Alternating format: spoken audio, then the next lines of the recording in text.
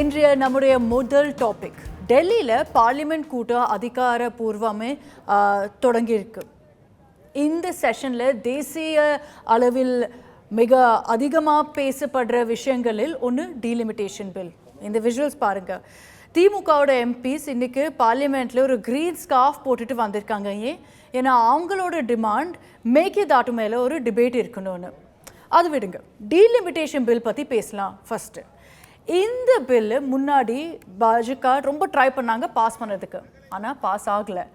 இந்த முறை பிஜேபி இந்த பில்லை முன்னேற்கு தேவையான சப்போர்ட் மற்ற கட்சிகளோட ஆதரவும் சேர்த்து எல்லா ஸ்டெப்ஸ் எடுக்கிறாங்க. அதனால இந்த சூழ்நிலையில் தமிழ்நாடுவின் முக்கிய கட்சியான திமுகவின் ரோல் ரொம்ப க்ரூஷியலாக பார்க்கப்படுது. ஏன்னா அவங்களோட 22 எம்பிஸ் எந்த சைடு போவாங்க, யாருக்கு சப்போர்ட் பண்ணுவாங்க ஒரு கேள்வி. இந்த வீடியோ பார்த்துருக்கீங்கன்னா இது ஒரு 3 மாதம் முன்னாடி எம்கே ஸ்டாலின் ஒரு ப்ரொட்டஸ்ட். இந்த ப்ரொட்டஸ்ட் ஏன்னா டீலிமிட்டேஷன் பில் ஒப்போஸ் பண்ணுறதுக்கு. ஆனால் இன்றைக்கி என்னென்ன topic of discussion, DMK support பண்ணுவாங்களா, ரொம்ப ஸ்பெக்குலேஷன் நடக்குது. இந்த கேள்வி கேட்டப்போ திமுக சொல்கிறாங்க இன்னும் டிசைட் பண்ணலன்னு. டெல்லியில் நடக்கிற இப்போது இந்த அரசியலில் திமுக எடுக்கும் முடிவு ரொம்ப முக்கியமான இருக்கும், தமிழ்நாடுவில் டெல்லியில் கூட. பிரமோத் மாதவோட இந்த ரிப்போர்ட் பாருங்கள். நம்முடைய தென் மாநிலங்களுடைய பிரச்சனைகள் எதுவாக இருந்தாலும் அதற்கு உகந்த முடிவுகளை தான் எடுக்கும் என்பது உங்களுக்கு தெரியும். ஆக தென் மாநிலத்தை பாதிக்கின்ற தொகுதி வரையறைகள், அந்த தொகுதி வரையறை எந்த விதத்தில் வரையறுக்கிறது என்பது இதுவரை அரசாங்கம் தெரிவிக்கவில்லை. அதற்குரிய டிராஃப்ட் பில் கூட எங்கள்கிட்ட நான் கொடுக்கல. அது கொடுக்கறதுக்கு முன்னால் நாங்கள் எந்த கருத்தையும் தெரிவிக்க முடியாது ஒன்று. அதே நேரத்தில் தொகுதி வரையறை அதை 25% இன்க்ரீஸ் பண்ணுறது, 50% இன்க்ரீஸ் பண்ணுறது அப்படிலாம் வெளியில் செய்தியாக வந்துட்டு இருக்குது, மீடியா சொல்லிட்டு இருக்குது. ஆனால் அரசாங்கம் அதிகாரப்பூர்வமாக எதையுமே சொல்லலை இது வரைக்கும். ஸோ சொல்லாத வரையும் நம்ம எங்களுடைய கட்சி எடுக்கின்ற முடிவோ நாங்கள் எடுக்கின்ற முடிவோ அது நிதர்சனமான உண்மை கிடையாது. என்ன எப்படி இருக்குதோ அந்த நிலை உங்களுக்கு என்ன தெரியுமோ அதுதான் எங்களுக்கு தெரியும். எங்களுக்கும் இதுவரை எதுவும் சொல்லப்படவில்லை. ஆகவே அந்த மசோதாவினுடைய குறிப்புகள் வந்த பிறகு தெளிவாக உங்களுக்கு சொல்ல முடியும். இன்னைக்கு ஆரம்பிச்சிருக்கிற பார்லிமெண்ட் செஷன் ரொம்ப முக்கியமான ஒரு செஷன். ஏன்னா 2 மாதம் முன்னாடி வரைக்கும் ஒன்றா இருந்த தோழமைக கட்சிகள், அது தமிழ்நாடை பற்றி பேசணும்னா காங்கிரஸும் திமுகவும் இப்போ பிரிஞ்சுட்டாங்க. உதாரணத்துக்கு திமுக எம்பிஸ் காங்கிரஸ் பக்கத்தில் கூட உட்காரதுக்கு இஷ்டம் இல்லைன்னு அவங்க சொல்லிட்டாங்க. அதே போது இந்த பார்லிமெண்ட் செஷனில் சில பில்களை கொண்டு வரதாகவும் இருக்காங்க. அதில் முக்கியமாக டீலிமிட்டேஷன் பில்லை கொண்டு வருவதற்கான நிறைய வாய்ப்பு இருக்குன்னு இப்போ காங்கிரஸ் சொல்கிறாங்க. அப்படி இருக்கும்போது இந்த டீலிமிட்டேஷன் பில்ல திமுக என்ன ஸ்டாண்ட் எடுக்க போகுதுன்றதை எல்லாரும் வெயிட் பண்ணி பார்த்துட்டு இருக்காங்க. காரணம் என்னன்னா, இப்போ திமுகவும் காங்கிரஸும் ஒன்றா இல்லை. காங்கிரஸை திமுக பரம எதிரியாக இப்போ பார்க்க ஆரம்பிச்சிட்டாங்க. இருந்தபோதும் திமுகவுக்கு 22 எம்பிஸ் லோக்சபாலையும் 8 எம்பிஸ் ராஜ்யசபாலையும் இருக்காங்க. அப்போ அவங்களோட சக்தி கண்டிப்பாக ஒரு நல்ல ஸ்ட்ரென்த்தோடு தான் அவங்க இருக்காங்க. இதில் இப்போ கார்த்தி சிதம்பரமோ திருமாவளவனோ முன்னாடி பேசியிருக்காங்க. திருமாவளவன் என்ன சொல்கிறாருன்னா, பாஜக ஒரு இமாலய கட்சி, பாஜக ஆல்ரெடி டிஎம்கே கூட பேச்சுவார்த்தையை ஸ்டார்ட் பண்ணுறதுக்கான வாய்ப்பு இருக்குது அப்படின்ற மாதிரி அவர் சொல்லியிருக்கும் போது, கார்த்தி சிதம்பரம் என்ன சொல்கிறாருன்னா, பிஜேபி டிஎம்கேவை டெம்ப்ட் பண்ணுறதுக்கு பார்க்குறாங்க, ஆசையை காட்டுறாங்க. குறிப்பாக நாங்கள் சில பில்ஸு கொண்டு வரோம், அந்த பில்ஸுக்கு நீங்கள் சப்போர்ட் பண்ணுங்கன்னு சொல்கிறாங்க. அதில் இந்த டீலிமிட்டேஷன் பில் இருக்கிறதுக்கான வாய்ப்பு இருக்குது. கார்த்தி சிதம்பரம் என்ன சொல்கிறாருன்னா, இந்த பில்லுக்கு நீங்கள் சப்போர்ட் பண்ணுங்கள், இதுக்கப்புறம் நாங்கள் ஒரே நாடு ஒரே தேர்தல் பில்லையும் எடுத்துகிட்டு வரோம், அதுக்கும் நீங்கள் சப்போர்ட் பண்ணுங்கள், 3 வருஷத்தில் நீங்கள் தேர்தலை பார்க்குற மாதிரி இருக்குன்னு சொல்லிட்டு கார்த்தி சிதம்பரம் என்ன சொல்கிறாருன்னா, இந்த பாதையை திமுக தேர்ந்தெடுத்துச்சுன்னா அவங்க இன்னும் பெரிய தோல்வியை சந்திக்கிற மாதிரி இருக்குன்ற மாதிரி அவர் ஒரு வார்னிங்கும் கொடுக்கிறாரு.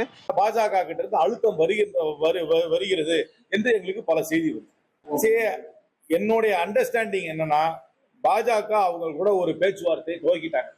என்ன பேச்சுவார்த்தை துவக்கிருக்காங்கன்னா, இதை நீங்க ஒத்துக்குங்க, அதுக்கப்புறம் நாங்க ஒரே நாடு ஒரே தேர்தல்ன்றதையும் நாங்க கொண்டு வந்துடுறோம், அதுக்கும் ஒத்துக்குங்க அதை அப்படி சொல்லி ஆசை காட்டுறாங்க டிஎம்கேக்கு. 2029 சட்டமன்ற தேர்தல் வந்துடும், நீங்க ஒன்னும் 5 வருஷம் வெயிட் பண்ண வேண்டாம். ஆனா அந்த பாதையில டிஎம்கே போச்சுன்னா, நான் திருப்பி சொல்றேன், இந்த தேர்தலில் வந்த முடிவுகளோட இன்னும் மோசமான முடிவுகள் தான் வருகின்ற தேர்தல். அந்த நிலையை திராவிட முன்னேற்ற கழகம் எடுத்தார்கள் என்றால் வருகின்ற தேர்தலிலே அவர்களுக்கு இந்த தேர்தலில் கிடைத்த நிலையை விட இன்னும் மோசமான நிலை தான் வரும். இங்க தமிழ்நாட்டுல தாவேகா கூட்டணி வலுவாக இருக்கிறது. தமிழ்நாட்டுல தாவேகா கூட இருக்கின்ற கட்சிகள், காங்கிரஸ் கட்சி, கம்யூனிஸ்ட், விடுதலை சிறுத்தை, இந்தியன் முஸ்லீம்கள் ஒரு கருத்தோட இருக்கிறோம். இந்த விஷயத்துல திராவிட முன்னேற்ற கழகம் இதுல தங்களுடைய நிலையை மாற்றிக் கொண்டார்கள் என்றால் விபரீதங்கள் அவர்களுக்கு அதிகமாக. திமுக என்ன சொல்றாங்கன்னா, மு.க. ஸ்டாலின் ஒரு வீடியோ கான்ஃபரன்ஸ்ல எம்பிஸ் கூட ஆல்ரெடி பேசிட்டாரு. அதுல முக்கியமா மேகதாது பிரச்சனையை பார்லிமெண்ட்ல நீங்க கொண்டு வரணும். தமிழ்நாட்டில் மேகதாதுக்கு கண்டிப்பாக எதிர்ப்பு இருக்கு, மேகதாதுல எதையுமே கட்ட விட மாட்டோம் அப்படின்ற திமுக ரொம்ப ஒரு பெரிய தெளிவான ஸ்டாண்ட் எடுத்திருக்காங்க. இதே திமுக தான் 2 மாசம் முன்னாடி காங்கிரஸ் கூட பயங்கர க்ளோஸாக இருந்து எலெக்ஷன்ஸை ஃபேஸ் பண்ணாங்க. ஆனால் இப்போ கர்நாடகாவில் காங்கிரஸ் கவர்மெண்ட் தான் இருக்குது, டி.கே. சிவகுமார் தான் சிஎம்மாக இருக்காரு. ஆனால் இந்த பார்லிமெண்ட் செஷனில் திமுக எம்பிஸ் மேகதாதுவை ரொம்ப பெரிய ஒரு இஷ்யூவாக உண்டாக்கும் மாதிரி சொல்லியிருக்காங்க. அது மட்டும் இல்லாமல் இன்னைக்கு சிம்பாலிக்காக அவங்க ஒரு பச்சை துண்டை வேற போட்டு வந்திருக்காங்க. விவசாயிகளுடன் அவங்க ஒன்றா இருக்கிற மாதிரி காட்டுறது. திராவிட முன்னேற்ற கழகத்தை பொறுத்தவரை தலைவர் தளபதியார் அவர்கள் இட்ட ஆணைக்கிணங்க மேகதாது பிரச்சனை குறித்து நாளைக்கே நாங்கள் பாராளுமன்றத்தினுடைய 2 அவைகளிலும், ராஜ்யசபாவில் தம்பி சிவா அவர்களும், பாராளுமன்றத்தின் லோக்சபாவில் நானும் நம்முடைய உறுப்பினர்களும் சேர்ந்து குரல் எழுப்ப இருக்கிறோம். ஒத்திவைப்பு தீர்மானம் கொடுத்து நேற்றே கொடுத்தாச்சு. ஒத்திவைப்பு தீர்மானம் கொடுத்தாச்சு. அது நாளைக்கு வரும். நாளைக்கு திரும்பவும் அதை பற்றி பேசுவதற்கு நாங்கள் கேட்போம், அனுமதி கேட்போம், கொடுப்போம். அதேபோல் காவிரி இஷ்யூவில் நடுவர்மன்ற தீர்ப்பு எப்போ வந்தாச்சு. காவிரி நடுவர்மன்ற தீர்ப்பு வந்த பிறகு கூட ஒவ்வொரு தடவையும் தண்ணீர் திறந்து விடுறதுக்கு கர்நாடக அரசினுடைய அனுமதி தேவைப்படுகிறது. அதற்காக மேலாண் குழு கூடி முடிவெடுக்கிறது. முடிவெடுத்த பிறகு கூட அது சரியாக கொடுக்க மாட்டேங்கிறாங்க.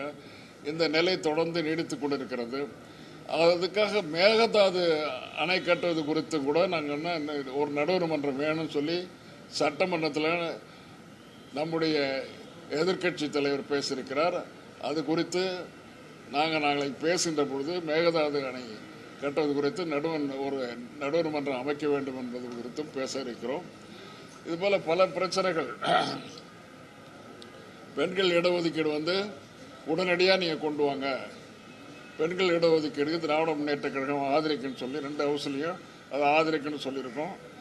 உயர்கல்வி ஒற்றை ஒழுங்குமுறை ஆணையம், அந்த சட்டம் இப்போ கமிட்டியில் குழு போட்டு குழுவில் டிஸ்கஸ் பண்ணிட்டு இருக்காங்க. அது வந்தால் அது குறித்து அது வரைவு நகல் என்ன எப்படி இருக்குதோ அதை பார்த்துட்டு அது மக்களுக்கு எப்படி அந்த பிரச்சனை குறித்து திராவிட முன்னேற்ற கழகம் அணுக இருக்கிறது குறித்து பேசுவோம். ஸோ ஒரு பக்கம் காங்கிரஸும் எதிர்கட்சிகளும் டீலிமிட்டேஷன், அதாவது தொகுதி மறுசீரமைப்பு பில் வரும், அது மாதிரி பல பிரச்சனைகள் வரும்னு சொல்லும் போது டிஎம்கே அவங்க தெளிவாக நாங்கள் மேகதாதுவை தான் முதல்ல எதிர்க்க போகிறோம்.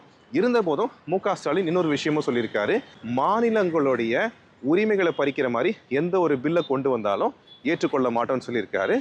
இந்தியன் கான்ஸ்டிடியூஷனை அப்ஹேல் பண்ணுவோன்னு அவர் சொல்லியிருக்கார். ஒளிப்பதிவாளர் இர்ஃபானுடன் பிரமோத் மாதவ், இந்தியா டுடே தமிழ். இந்த ஷோவில் என்னோட கூட ஜாயின் பண்ணியிருக்கிறாங்க டிவிகேயோட ஸ்போக்ஸ் பர்சன் சத்யகுமார், டிஎம்கேயோட spokesperson Sadiq, senior journalist Sekhar Iyer. Sekhar Iyer sir, உங்களோட நான் ஸ்டார்ட் பண்ணுறேன். நீங்கள் என்ன நினைக்கிறீங்க சார், டீலிமிட்டேஷன் பில் டிபேட்டில் திமுக பிஜேபியை சப்போர்ட் பண்ணுவாங்களா? இல்லை, அவங்க இப்போதைக்கு சொல்வது என்னன்னா, முதல்ல பில்லு வரட்டும், பில்லில் எந்த மாதிரி இது இருக்குது அதுக்கு தகுந்த மாதிரி நாங்கள் சப்போர்ட் பண்ணுவோம் மாட்டோம் இதுவாக சொல்கிறாங்க. ஆஃபிஷியலாக ஸ்டாண்ட் அதுதான். பட் நமக்கு கிடைக்கிற தகவல் என்னன்னா, டிஎம்கேக்கும் பிஜேபிக்கும் ஒரு சேனல் திறக்கப்பட்டு இருக்கு. அதுவும் சொல்கிறாங்க திமுக தலைமை, அதாவது தலைவர்களோட பிஜேபி தலைவர்களுக்கும் ஒரு இடத்துல பேச்சுவார்த்தைகள் நடந்தது.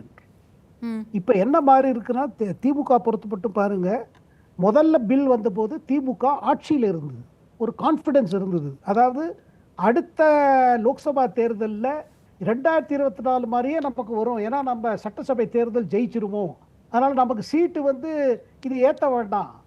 இப்போ எதிர்கட்சியான பிறகு விஜயோட தமிழ் வெற்றி கழகத்துக்கு கடத்த இதுக்கு பிறகு இப்போ அவங்களுக்கு என்ன தோணுது, சீட்டு ஏறிச்சுன்னா நல்லது தானே நமக்கு. ஏன்னா 39-40 இப்போ அசம்பிளியில் பார்த்தப்பறம் இப்போ இருக்கிற நம்ம எதிர்கட்சியாக ஒரு தேர்தலை சந்திக்கும் போது நமக்கு ரொம்ப பின்னடைவு இருக்கும், கொஞ்சம் சான்ஸ் இருக்கும். ஆமாம். ஸோ இதில் சீட்டு ஏறிச்சுன்னா இப்போ 40 வச்சுக்கோங்க, இப்போ 39 இருக்குது, அது 40 வச்சுக்கோங்க. 40 ஆச்சுன்னா அட்லீஸ்ட் நமக்கு ஒரு 10வது கிடைக்காதா, 15வது கிடைக்காதா அப்படின்னு ஒரு இது இருக்குது. அதனால் திமுகக்குள்ள ஒரு ரீதிங்கிங் கட்டாயமாக இருக்குது. ஆனால் அவங்க வெயிட் பண்ணுவது என்னன்னா, இப்போதைக்கு ஒன்றும் சொல்ல வேண்டாம், என்ன வருது என்ன பாருங்க. இதுக்கு காரணம் இது தனி திமுக உண்டு இல்லை. இப்போ சுப்ரியா சூலே, கனிமொழி இவங்களுக்குள்ளலாம் நல்ல கான்டாக்ட்ஸ் உண்டு. இப்போ சுப்ரியா சூலேவே என்ன சொல்கிறாங்க, அதாவது இந்த மாதிரி ஒரு ப்ரொப்போசல் வந்துச்சுன்னா 50% ஏற்றிட்டு அது மகளிருக்கு கொடுத்துட்டு அது 1/3 ஆயிடுச்சுன்னா அது வந்துன்னா நாங்கள் வி மே ரீகன்சிடர். இப்போ அவங்க அது சொன்ன பிறகு தான் ரொம்ப இதாகிடுது. அதாவது கவர்மெண்ட் தரப்புலேருந்து இந்த தலைவர்களுடன் ஒரு இந்த இப்போ டாக்ஸ் நடந்துகிட்டு இருக்கு, அன்ஆஃபிஷியலாக பேக் சேனல் டாக்ஸ் நடக்குது. ஸோ அதில் பார்த்தீங்கன்னா இந்த சின்ன சின்ன பார்ட்டிஸ் யார்கிட்ட 7 எம்பிஸ் 9 எம்பிஸ் 8 எம்பிஸ் இது மாதிரி இது ஒன்று. இன்னொரு பக்கம் பார்த்தீங்கன்னா காங்கிரஸுக்கு திமுகவுக்கு நடுவில் ஏற்பட்டிருக்கிற இந்த ஒரு இது இருக்குது பாருங்க, ஒரு பெரிய பிரிவு. அந்த தேர்தல் முடிந்த உடனே போய் அந்த பக்கம் விஜய்க்கு சப்போர்ட் கொடுத்து ஆளுநர்கிட்ட சென்று அந்த கசப்பு போகவே இல்லை. இதற்கிடையே நம்ம கேள்விப்படுறது என்னன்னா, சோனியா காந்தி வந்து ராகுல் காந்தி என்ன சொல்லியிருக்காருன்னா, எப்படியாவது நீங்கள் வந்து திமுக திருப்பி கொண்டு வந்துடணும், நம்ம திமுகவோட பேசிகிட்டே இருக்கணும். நான் கேள்விப்படுறது அக்ஷிதா ஒரு பெரிய தகவல். கடந்த 2 நாள் ராகுல் காந்தி கருணாநிதி இதை கலைஞரோட இதை நம்ம மு.க. ஸ்டாலினோட பேச பார்த்தாருன்னு. ஆனா ஸ்டாலின் வந்து அதுக்கு அவ்வளவு தயாரா இல்ல ராகுல் காந்தியோட இப்ப பேசுறது இல்ல. இன்னைக்கு கூட திருச்சி சிவா மீடியா கிட்ட பேசினாங்க பார்லிமெண்ட்க்கு அப்புறம். இப்போதான் ஐ திங்க் 15 மினிட்ஸ் முன்னாடி என்ன சொன்னாங்கன்னா, காங்கிரஸ் மீட்டிங்க்கு கூப்பிட்டாங்க கூட நாங்கள் போக மாட்டோம்னு.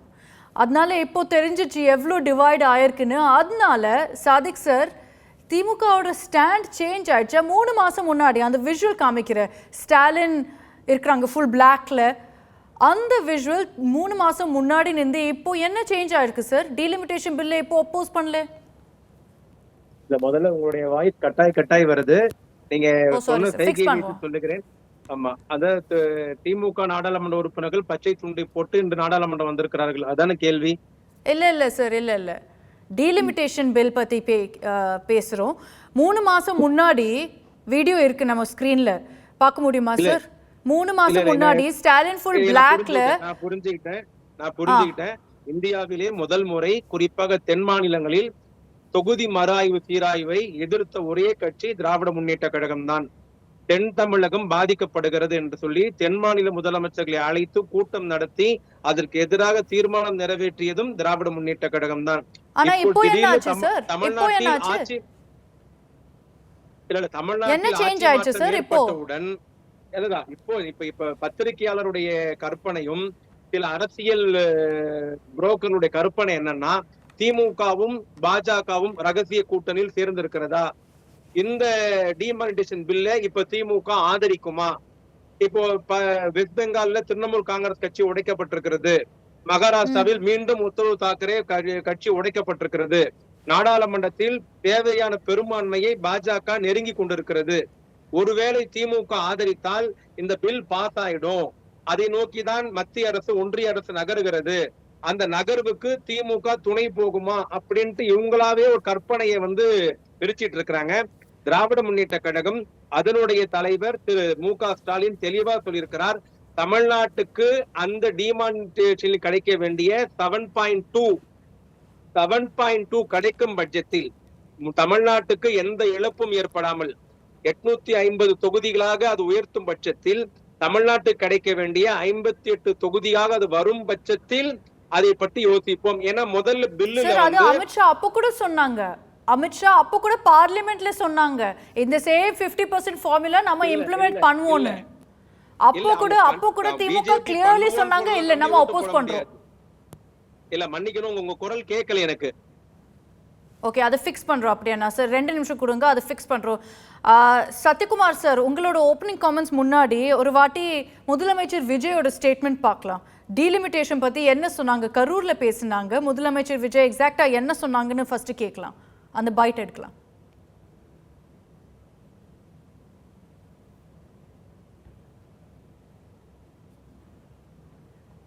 முதலமைச்சர் விஜயோட பைட் எடுக்கலாம் ஃபர்ஸ்ட், சத்யகுமார் சருக்கு முன்னாடி. Will play the byte first.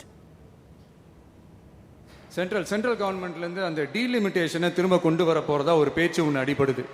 யார் என்ன டீலிமிட்டேஷன் கொண்டு வந்தாலும் தமிழ்நாடு அது ஒத்துக்காது. நமக்கான இடத்தை யாரும் பறிக்கவும் முடியாது, அது பறிக்கவும் விட மாட்டோம். சாரி, எங்களோட பிசிஆர்ல யாருக்கு தமிழ் தெரியாது. சத்யா சார் சொல்லுங்க, உங்க பார்ட்டி ஏன் டீலிமிட்டேஷன் பில் ஒப்போஸ் பண்றீங்கன்னு? இதான் பிஜேபி என்ன சொல்றாங்கன்னா, இதுதான் ஐடியல் ஃபார்முலா. 50% ஃபார்முலால அந்த பர்சன்டேஜ் 7% ரெப்ரசன்டேஷன்ல ஒண்ணுமே சேஞ்ச் ஆகாதுன்னு. அக்ஷிதா, ஃபர்ஸ்ட் நம்ம வந்து டிஎம்கே எதிர்க்கிறது, தாவேகா வந்து டீலிமிட்டேஷன் ஸ்டாண்டுக்கு போறதுக்கு முன்னாடி டீலிமிட்டேஷனோட ஸ்கீம் வந்து ஃபர்ஸ்ட் தெரிஞ்சுக்க வேண்டியது மிக மிக அவசியம். Article 82 of the constitution of India படி delimitation will be done in consonance with the census. That's very important. ரெண்டாவது, இன்னைக்கு தொகுதி அதாவது டீலிமிட்டேஷன் நடந்ததுன்னா அதோடைய இம்பாக்ட் வந்து ஆர்டிகல் 170 உண்டு. Article 170 of the constitution of India படி composition of the legislative assembly அதுவும் வந்து மாறும் ஃபியூச்சர்ல. இதை தாண்டி மூணாவது இஷ்யூ வந்து நீங்க பார்க்க வேண்டியது என்னன்னா, பிஜேபி வந்து டீலிமிட்டேஷனை இன்னொரு ஸ்கீமை வச்சுதான் இதை கொண்டு வராங்க. அதை பத்தி நம்ம பேசணும். அதாவது one nation one election. So delimitation step 1, they want to do the delimitation. Step 2, that will have an impact on the legislative assembly seats. அதனால it will have an impact on the one nation one election. இன்னைக்கு திமுக பவர்ல இல்லாததுனால, பவர்ல இருக்கும்போது ஒரு stand, பவர்ல இல்லாதப்போ இன்னொரு stand. பவர்ல இருந்தப்போ என்ன பண்ணாங்க, முதல்ல டீலிமிட்டேஷனை முழுமையா எதிர்க்கணும்னு சொன்னாங்க பவர்ல இருக்கும் பொழுது. அதுக்கப்புறம் என்ன பண்றாங்க, ரெண்டாவது, நீங்களா ஹோர்டிங்ஸ் பார்த்துருப்பீங்க, சென்னையில ஃபேர் டீலிமிட்டேஷன் சொன்னாங்க. ரெண்டாவது scheme fair delimitation. am I audible? Yes சொல்லுங்க. ரெண்டாவது ஃபேர் டீலிமிட்டேஷன் சொன்னாங்க. இப்ப மூணாவது என்ன சொல்றாங்க, பவர்ல இல்லாத பொழுது டீலிமிட்டேஷன் பில்லை நாங்க பார்த்துட்டு நாங்க பாராளுமன்றத்துல வந்து செயல்படுத்தலாமா அப்படின்னு நாங்க திங்க் பண்றோம்ன்றாங்க. செயல்படுத்தலாமா அப்படின்னு. இப்ப என்ன மாறிச்சு, போன வாட்டி ஃபேர் டீலிமிட்டேஷன்ல இருந்து இப்ப என்ன மாறி இருக்கு அப்படின்னா, மோடி அவர்கள் ஏதாவது தமிழ்நாட்டுக்கு ஸ்பெஷல் ரேஷியோ ஃபிக்ஸ் பண்ணிருக்காரா? Point number 1. சோ தட் பார்லிமெண்ட்ல தமிழ்நாடோட ரெப்ரசன்டேஷன் குறையாம இருக்கா? ஏன்னா at the end of the day number of seats பார்லிமெண்ட்ல ஏறது முக்கியம் இல்ல, தமிழ்நாட்டுடைய பவர் குறைய கூடாது பார்லிமெண்ட்ல. எல்லாரும் ஒத்துப்பீங்கன்னு நினைக்கிறேன். இல்ல அதுல சேஞ்ச் இல்ல சார், அது நீங்க சொல்ல முடியாது. நான் வந்து நம்பர் ஆஃப் சீட்ஸ் ஏறிச்சு, எனக்கு நீங்க 52 சீட் வந்தாலுமே total number of seats in parliament, அது மேல என்னோட நியூமரேட்டர் எடுத்தீங்கன்னா என்னோட பர்சன்டேஜ் குறைய கூடாது, 7% ரெப்ரசன்டேஷன் குறைய கூடாது. அதே 7% தான் சொல்றாங்க இன்டாக்டா இருக்கும்னு. 7% இன்டாக்டா இருக்கும்னு சொல்றாங்க. சோ அந்த மாதிரி ஃபார்முலா உங்களுக்கு ஓகேயா? இல்ல ஓகேவான்னு இல்ல, அதுல இருக்கக்கூடிய அடுத்த இம்பாக்ட் பார்க்கணும். நீங்க நம்பர் ஆஃப் சீட்ஸ் வந்து இப்போ 52 ஆகிறதுனால பொலிட்டிக்கல் இம்பாக்ட் என்ன வித் உமன் ரிசர்வேஷன் பில்ஸோட பார்க்கணும். உமன் ரிசர்வேஷன் பில்லும் பாஸ் பண்றாங்க பார்லிமெண்ட்ல. அப்போ it's a scheme, delimitation of the legislative assembly, one nation. Sir okay, கொஞ்சம் சிக்னல் ப்ராப்ளம் இருக்கு. சாதிக் சார் சொல்லுங்க, இப்போ ஆடியோ ஓகேயா சார்? உமன் ரிசர்வேஷன் பில் இது ஹோலிஸ்டிக். முதல்ல தோழருக்கு ஒன்னு புரிஞ்சுக்க தெளிவுபடுத்த விரும்புறேன். துவக்க காலத்திலிருந்து என்ன நிலைப்பாடோடு திமுக எதிர்த்ததோ அந்த நிலைப்பாட்டில் கொஞ்சம் கூட சமரசம் இல்லாமல் இப்பொழுதும் எதிர்க்கிறோம். அதுல எந்தவித மாற்று கருத்தும் கிடையாது. அன்றும் சொன்னது தமிழ்நாட்டின் பிரதிநிதித்துவம் குறையக்கூடாது, குறைய விட மாட்டோம். இன்றும் சொல்லுகிறோம், தமிழ்நாட்டின் பிரதிநிதித்துவத்தை குறைய விட மாட்டோம். இதுல யார் துவக்கத்தில் ஒரு மாற்றி பேசுறா, இப்ப யார் மாற்றி பேசுறா, உங்களுக்கு ஒரு சின்ன விளக்கம் சொல்லிடுறேன். அண்ணா ஹசாரே அரசை எதிர்த்து ஒரு ஆர்ப்பாட்டம் நடத்தினார் 12 நாள். அண்ணா ஹசாரே எடுத்த ஆர்ப்பாட்டத்திற்கு இன்றைய தமிழ்நாட்டு முதலமைச்சர் விஜய் போய் கலந்து கொண்டு அந்த அண்ணா ஹசாரே ஆர்ப்பாட்டத்திற்கு ஆதரவு தெரிவித்தார்.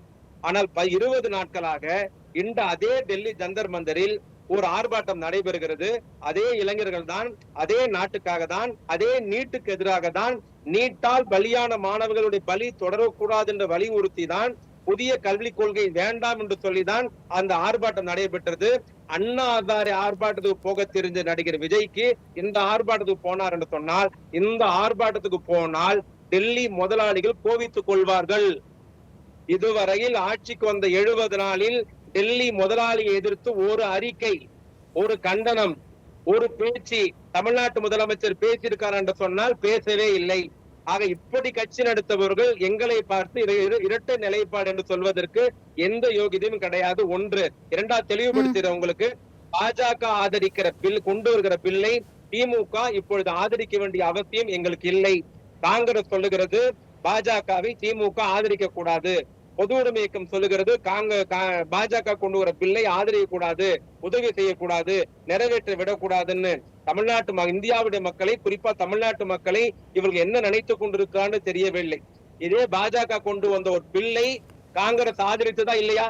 இதே கம்யூனிஸ்ட் ஆதரித்ததா இல்லையா? அன்னைக்கு அந்த கொள்கை கோட்பாடெல்லாம் எங்க போச்சு? உயர் வகுப்பினருக்கு இடஒதுக்கீடு தருகிற பில்லை இதே அமித்ஷா தாக்கல் செய்த பொழுது Congress ஆதரித்தது, communist ஆதரித்தது. PWC bill, EWC பில்ல அன்னைக்கு பாஜக கொண்டு வந்தது, காங்கிரஸ் கம்யூனிஸ்ட் ஆதரிக்கலையே. இல்ல ஆனா சாதிக் சார் டீலிமிட்டேஷன் பில் பத்தி ஏன் இவ்வளவு கன்ஃபியூஷன் திமுக ஒரு ஸ்டாண்ட் மேலே இருக்குன்னு அது மட்டும் நான் கொஞ்சம் சொல்றேன் உங்களுக்கு.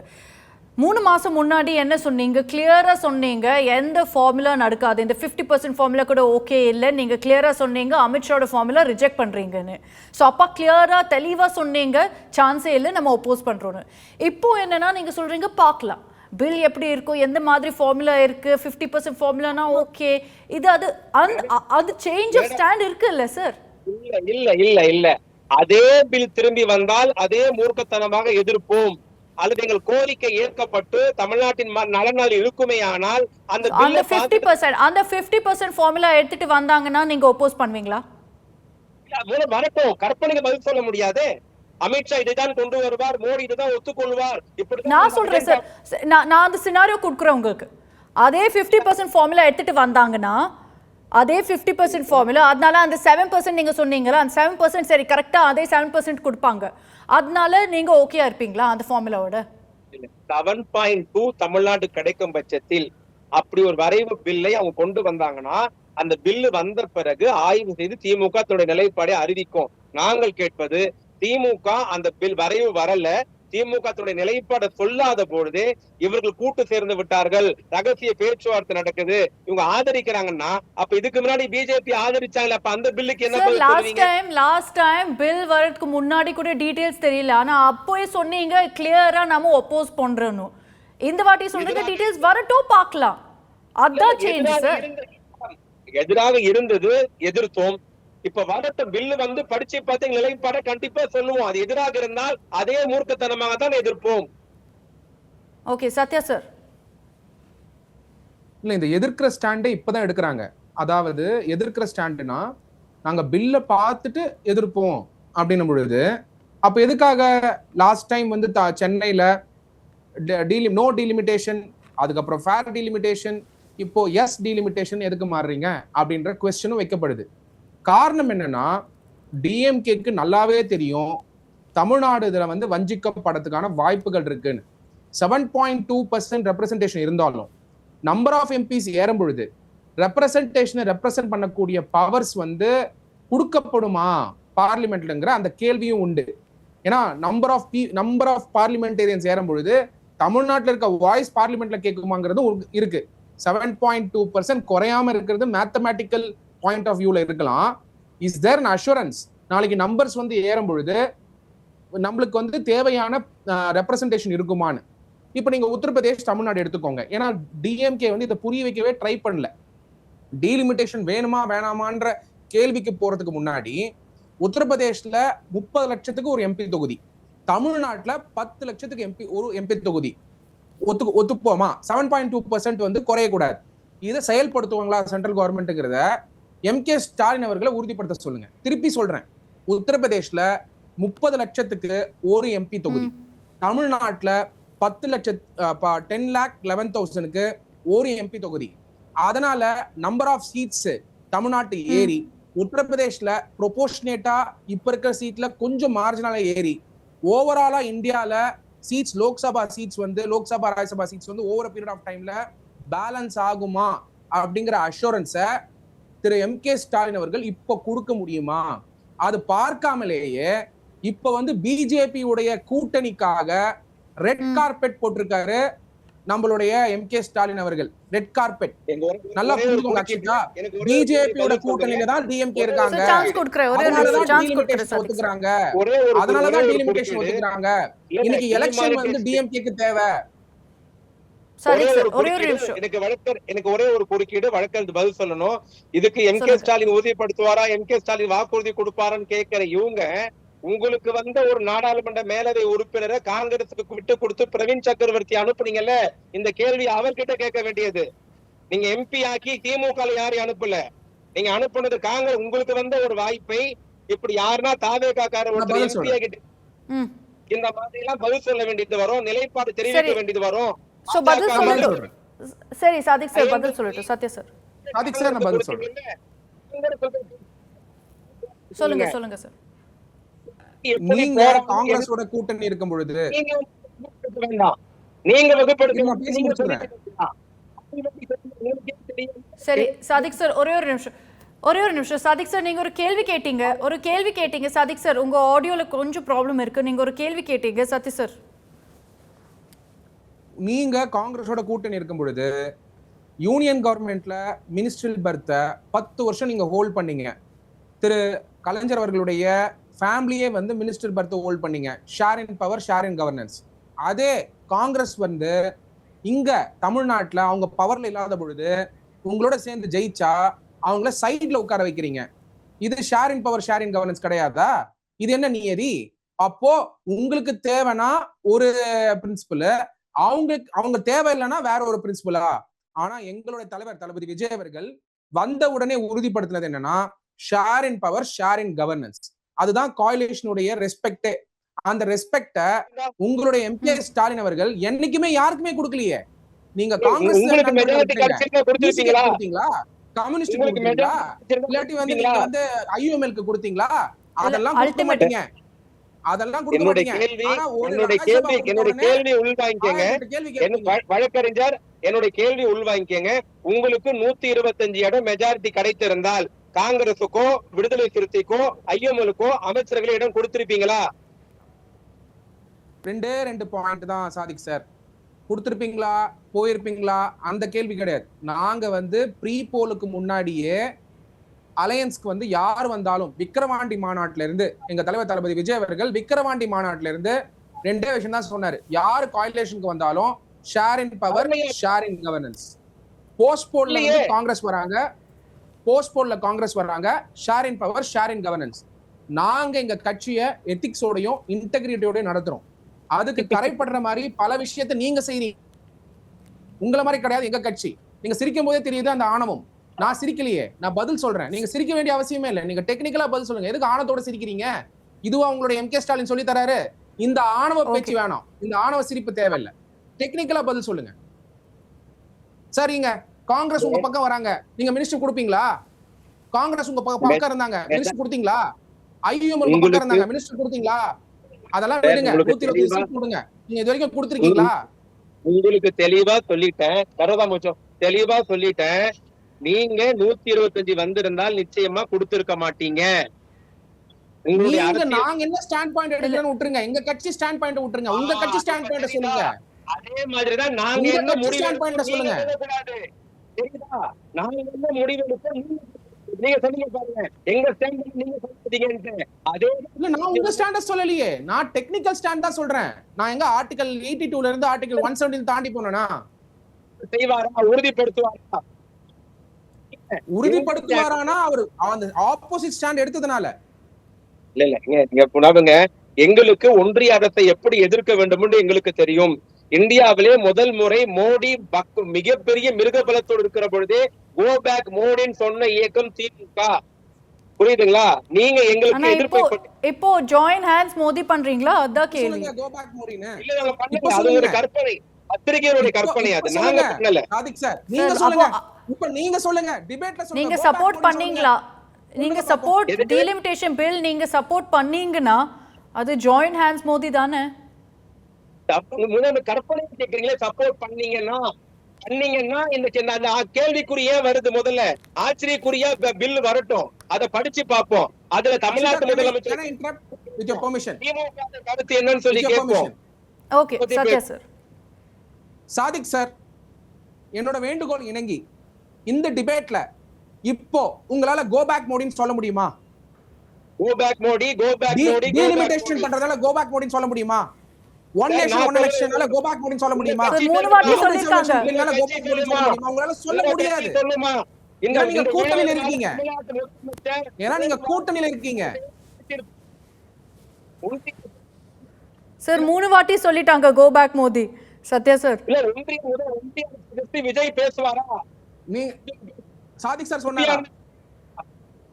சாதிக் சார் சொல்லிருந்தால் சாதிக் சார் சொன்னாங்க. சாதிக் சார் அவங்க ஆடியோல கொஞ்சம் ப்ராப்ளம் இருக்கு. ஆனா 3 வாட்டி கோ பேக் மோடி சொல்லிருக்காங்க. சொல்லிட்டாருன்னா நாளையில இருந்து சாதிக் சார பேச விட மாட்டாங்க டிஎம்கே. அது நீங்க முடிவு பண்ண முடியாதுங்க. பார்க்கலாமா? நேத்து அனைத்து கட்சி கூட்டத்தில் முதலில் வெளிநடப்பு செய்தது திமுக தான். மோடி வெஸ்ட் பெங்கால்ல செஞ்சாலும் Akshita, I want to clear a technical point here. வெளிநடப்பு செஞ்சாலும் ஆதரவுதான். வெளிநடப்பு செய்தாலும் ஆதரவுதான். இது வந்து தமிழ்நாடு மக்கள் முன்னாடி நீங்க வந்து மறைக்க பார்க்காதீங்க. Akshita, I want to ask a simple question. பார்லிமென்ட்ல வெளிநடப்பு செஞ்சால் ஆதரவா ஆதரவு இல்லையா? சார் புரிஞ்சுக்கங்க, நம்பிக்கை வாக்கெடுப்புல வெளிநடப்பு பண்ணல. அனைத்து கட்சி பண்ணுங்க எதிர்த்து நாங்க வெளிநடப்பு பண்ணோம்னு பின்னாடியே மற்ற கட்சியில வெளிநடப்பு பண்ணிச்சு, காங்கிரஸும் பண்ணிடுச்சு. அப்ப அவங்க ஆதரிக்கிறாங்கன்னு அர்த்தமா? இல்ல, உங்களால பதில் சொல்ல முடியலாட்டியும் உங்களுக்கு புரியலாட்டி வெளிநடப்பு பண்ணுவீங்க. இங்க சட்டசபையில பண்ணீங்க எங்க தலைவர் பேசும்போது. மாத்துறீங்களே இல்லையா? சொல்றேன், வெளிநடப்பு பண்றது ஆதரவா எதிர்ப்பா? நீங்க சொல்லிடுங்க தமிழ்நாடு மக்களுக்கு. பின்னாடியே காங்கிரஸ் சொன்னா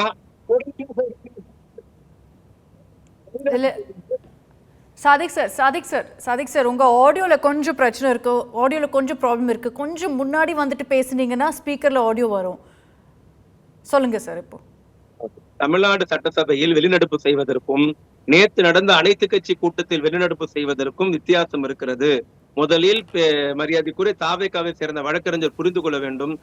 தமிழ்நாடு சட்டசபையில் வெளிநடப்பு செய்வது இந்த அரசை கண்டித்து. நேற்று வெளிநடப்பு செய்தது நாங்கள் மட்டுமல்ல. திமுக பாஜக சேருமா, ரகசிய கூட்டணி பேச்சுவார்த்தை ஒன்றாகிவிட்டார்கள், பில்லை ஆதரிக்க கற்பனையெல்லாம் பறக்கவிட்ட இந்த சூழ்நிலையில் கோஷ்டி, திரிணாமுல் காங்கிரஸை சேர்ந்த ஒரு கோஷ்டியை அடைத்தது தவறு என்று ஓம் பிர்லா மண்டையில் ஓங்கி கொட்டுவதை போல அந்த கூட்டத்தை விட்டு முதலில் எழுந்து வெளியே வந்தது திமுக. அதற்கு பிறகுதான் எல்லா கட்சியும் வந்தது, காங்கிரசும் வெளியே வந்திருக்கிறது. புரிஞ்சுக்கணும். மீண்டும் மீண்டும் சொல்லுகிறோம், ஒன்றிய அரசை எதிர்ப்பதில், அவர்கள் கொண்டு வருகிற பாசிச சட்டங்களை எதிர்ப்பதில் எங்களுக்கு யாரும் வகுப்பெடுக்க வேண்டாம். ஆனால் என்னுடைய ஒரே கேள்வி, வழக்கறிஞர் பதில் சொல்லணும். ஆட்சிக்கு வந்த 70 நாளில் மோடி அரசை எதிர்த்து ஒன்றிய அரசு என்றோ மோடி அரசு என்றோ அல்லது அமித்ஷாவையோ பாஜகவையோ தாவேகாவோ தமிழ்நாட்டு முதலமைச்சரோ ஒரு கண்டனம் ஒரு கேள்வி கேட்டார்கள் அப்படின்னு ஒரு செய்தியை காட்டுங்க. முதல்ல பார்க்கலாம். கள்ள கூட்டணி திமுக வச்சு இல்ல, கள்ள கூட்டணி தாவேகாவும் பாஜக தான் வச்சிருக்க. உதாரணம் சொல்றேன். இதே பழனி இடத்தை திமுக ஆட்சியில் முறைகேடாக ரிஜிஸ்டர் பண்ணியிருந்தால், பதிவு பண்ணியிருந்தால் நட்டா பேசியிருப்பார், அமித்ஷா ட்வீட், தமிழ்நாடு பாஜக ரோட்ல வந்து போராடி இருக்கிறோம், போராடி இருக்கும். எச்ராஜா வாயை திறந்திருப்பார், நயனா நாகேந்திரன் ரோடுக்கு வந்திருப்பார், மாதிரி போராட்டம் பண்ணிருப்பீங்க. ஆனா இன்னைக்கு விஜய் ஆட்சியில் கோயிலில் இந்துக்களுடைய நிலம் களவாடப்படுகிறது. பாஜக மௌனமாக அவர்கள் ஆட்சிதான் தமிழ்நாட்டு நடக்கிறதுன்னு மக்கள் பேசிக் கொள்கிறார்கள். ஓகே சத்யா சார் சொல்லுங்க. ஃபர்ஸ்ட் பழனி லேண்ட் பத்தி சொல்லிடுறேன், அதுக்கப்புறம் I'll go to the next point. Palani land வந்து திமுக உடைய தொடர்புல தான் அது நடந்திருக்குங்கிறதுக்கான இன்வெஸ்டிகேஷன் இப்ப போயிட்டு இருக்கு. அதனாலதான் பாஜக வந்து எந்த ட்வீட்டும் போடலையா நான் கேள்வி கேட்பேன். நீங்க கூட்டணி பாஜக போடல ட்வீட். சோ நீங்க வந்து என்ன சொல்றீங்க, இந்த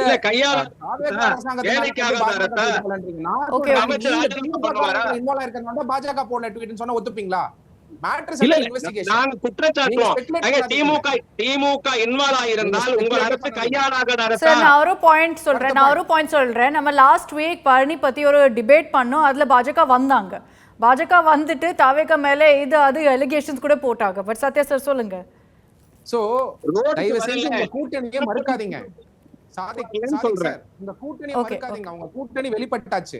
டீலிமிட்டேஷனுக்கு நீங்க எப்ப சப்போர்ட் கொடுப்பீங்க? கூட்டணி நாங்க இல்லையா பாரதிய இருக்கா support தெரியாது சார். கூட்டணி இல்லையா இருக்கா தெரியாது. ஆனா யாருதுன்ட்டு சாதிக் 70 சார் நாள் விஜய் ஆட்சியை பார்த்தா தெரியும். இன்னைக்கு அந்த சப்போர்ட் பத்தி ஒரு பாசிபிலிட்டி ஏன் பேசுறோம்னா ஒரு ஆன்டி காங்கிரஸ் ஸ்டாண்ட் எடுக்கிறதுக்கு. அதனாலயா சார் காங்கிரஸ் சப்போர்ட் பண்ண வேணாம், அதனாலதான் டீலிமிட்டேஷன் பில் சப்போர்ட் பண்ண முடியும்னு பாசிபிலிட்டி இருக்கா?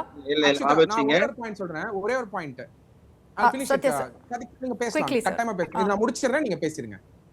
கான்ஸ்டிடியூஷனலா நீங்க எடுத்து பாத்தீங்கன்னா என்னைக்குமே டீலிமிட்டேஷனுக்கு திராவிட முன்னேற்ற கழகம் ஒத்துழைச்சது கிடையாது. இப்ப கிடையாது, ஹிஸ்டாரிக்கலாவே அறிஞர் அண்ணா காலத்துல இருந்தே. எப்பயாவது வந்து பிரதிநிதித்துவம் குறையும், பாசிபிலிட்டிஸ் இருக்கு, சென்டர் வந்து இது ஏன் இப்ப கொண்டு வராங்கன்ற நோக்கம் இருக்கா இல்லையா? அந்த நோக்கத்தையே எதிர்க்கக்கூடியவர் தான் அறிஞர் அண்ணா. அந்த நோக்கத்தையே எதிர்க்கக்கூடியவர் தான் கலைஞர் கருணாநிதி அவர்கள். அந்த நோக்கம் என்ன? இப்ப நீ இப்போ சாதிக் சார் சொல்ல சொல்லுங்க. சரி சரி சாதிக் சார், நான் ஒரு கேள்வி கேட்டிருக்கேன். சரி சார், சாதிக் சார் உங்க சான்ஸ் சொல்லுங்க. கேள்வி என்ன சொல்லுங்க சார். நான் என்ன கேள்வி கேட்டேன்னா காங்கிரஸ் ஆன்டி காங்கிரஸ் ஸ்டாண்ட் எடுக்கிறதுனால நீங்க சப்போர்ட் பண்ண பாசிபிலிட்டி இருக்கா? அதனால இப்போ இத பத்தி பேசுறோம். இல்ல எங்களுக்கு ஆன்டி காங்கிரஸ் இல்ல, காங்கிரஸ் மேல எங்களுக்கு கடுமையான கோபம். திருச்சி சிவா சார் என்ன சொன்னாங்க இன்னைக்கு? திருச்சி சிவா சார் சொன்னாங்க அவங்க கூப்பிட்டுட்டு மீட்டிங்க்கு கால் பண்ணாங்க கூட நம்ம போக மாட்டோம்னு. போக மாட்டோம். எங்க நிலைப்பாடு உறுதியானது. வாஜ்பாய்க்கு பிறகு சோனியா காந்தி பிரதமராக வர வேண்டும் என்று இந்தியாவில் முதலில் பேசிய தலைவர் கலைஞர், முதலில் பேசிய கட்சி திமுக. ராகுல் காந்தியை காங்கிரஸ் கட்சிக்குள்ளேயே எதிர்ப்பு இருந்த பொழுது இந்தியாவின் இளம் தலைவராக ராகுல் காந்தி வர வேண்டும், பிரதமராக வர வேண்டும் என்று கன்னியாகுமரி பொதுக்கூட்டத்தில் இந்தியாவின் வருங்கால பிரதமரே வருக என்று 2019 பேசிய கட்சி திமுக. இப்படி சோனியா காந்தி கலைஞரும் ராகுல் காந்திக்கு அண்ணன் மு க ஸ்டாலினும் உற்ற துணையாக இருந்து காங்கிரசுக்கு பக்கபலமாக இருந்த பொழுது எங்களோடு கூட்டணியில் பயணித்து எங்கள் தொண்டர்களின் வேர்வையால் ரத்தத்தால் வெற்றி பெற்று விட்டு அந்த வாக்களித்த வேர்வை காய்வதற்குள்ளாகவே சொல்லாமல் கொள்ளாமல் காங்கிரஸ் ஓடி போனால் எந்த கட்சிக்கு கோபம் இருக்காது? எந்த கட்சிக்கு வருத்தம் இருக்காது? அது காங்கிரஸ் செய்தது துரோகம். முதுகுலை மத்த கட்சி எல்லாம் போலையானா மத்தவங்க இருந்து சொல்லிட்டு எங்களை வேற வழி இல்ல அப்படின்னு தன்னுடைய நிலைப்பாடை சொல்லிட்டு போனாங்க. சொல்லாம கொள்ளாமல் ஓடி போனோம். அதனால எங்களுக்கு காங்கிரஸ் மேல கடும் அதிருப்தி இருக்கிறது. ஆனால் காங்கிரஸ் அதிருப்தி இருக்குது, காங்கிரஸ் எங்களுக்கு பிடிக்கலன்றக்காக பாஜகவோட சேர்ந்து விட்ட நிலைப்பாடு கிடையாது. Sekar Iyer sir, last comment உங்களோட. சேகர் ஐயர் சார், நீங்க என்ன நினைக்கிறீங்க? காங்கிரஸ் இப்போ திமுக விட்டுட்டு இவங்க தாவேக்காவோட கூட்டணி பண்றதுக்கு பார்லிமெண்ட்ல கொஞ்சம் ரெப்ரிகஷன்ஸ் இருக்கா? அதனாலதான் திமுகவோட சப்போர்ட் இல்ல. இப்போ இந்தியா பிளாக் டீலிமிட்டேஷன் பில்ல இப்போ எல்லாரும் சொல்றாங்க திமுக சப்போர்ட் பண்ணுவாங்கன்னு. நிச்சயமா அக்ஷிதா சார் ஒரு நிமிஷம். சேகர் சார் சொல்லுங்க. அக்ஷிதா ஒன்று கட்டாயம் என்ன தெரியுதுன்னா, காங்கிரஸ் இப்போ என்ன நினைக்கிறதுனா நம்ம டிவிக்கோட போனதுனால திமுக நம்ம மீது ரொம்ப கோபமாக இருக்குது, அதனால் அவங்க ஸ்டாண்ட் வேறு மாதிரி ஆயிடுச்சு. ஆனால் அவங்களும் என்டிஏ பக்கம் சாஞ்சிடக்கூடாது, அதுக்காக நம்ம முயற்சி பண்ணணும்னு முயற்சி பண்ணுறாங்க, ரீச் அவுட் பண்ண பார்க்குறாங்க டிஎம்கேக்கு. இல்லை அதான் நான் சொல்கிறேன் உங்களுக்கு. இவர் ராகுல் காந்தி ஸ்டாலினோட பேச முயற்சி செய்தார்னு வரது தகவல். ஆனால் ஸ்டாலின் பேச விரும்பலை. அவங்க ஸ்டாண்ட் வெரி கிளியராக இருக்குது, டிஎம்கே ஸ்டாண்ட். இந்த நிலைமையில ஒரு விஷயம் என்ன கிளியரா தெரியுதுன்னு அக்ஷிதா, எந்த பொலிட்டிக்கல் பார்ட்டியோட ஸ்டாண்டு பர்மனன்ட் கிடையாது எந்த மேட்டர்லயும். இன்னைக்கு இருக்கிற நிலைமை எப்படி இருக்கு, நாளைக்கு பாருங்க. இப்ப எதிர்கட்சியா இருக்காங்க, தனியா இருக்காங்க, தமிழ்நாட்டுல பிரச்சனைகள் வந்துட்டு இருக்கு, அமைச்சர்கள் மீது குற்றச்சாட்டு வருது, இதை தவிர்த்து இடி சிடி இதெல்லாம் எல்லாமே பிரச்சனை இருக்குது. இப்ப இருக்கும் பொழுது இந்த மாதிரி ஒரு டீலிமிட்டேஷன் பில்ல சீட் அதிகமாச்சு, அந்த ஃபார்முலா வந்துச்சுன்னா ஃபார்முலா வந்த பிறகு கட்டாயமாக ஒரு முடிவு எடுப்பாங்க. அந்த முடிவு காங்கிரஸ் இருக்கிற முடிவு மாதிரி இருக்காது, அது கிளியரா தெரியுது. இப்போ காங்கிரஸுக்கு என்ன முழுமையா கூடாதுங்கிறாங்க, ஆனா டிஎம்கே அது முழுமையா கூடாதுன்னு சொல்லல, அதுதான் வித்தியாசம். பார்க்கலாம் இப்போ என்ன ஆகும். வர வாரத்தில் தெரியும் திமுக டீலிமிட்டேஷன் பில் சப்போர்ட் பண்ணுவாங்களா இல்லையான்னு. ஆனால் இன்னைக்கு எங்கள் கூட சேர்ந்தது ரொம்ப நன்றி. Sathya sir, Sadiq sir, Sekar sir, நன்றி.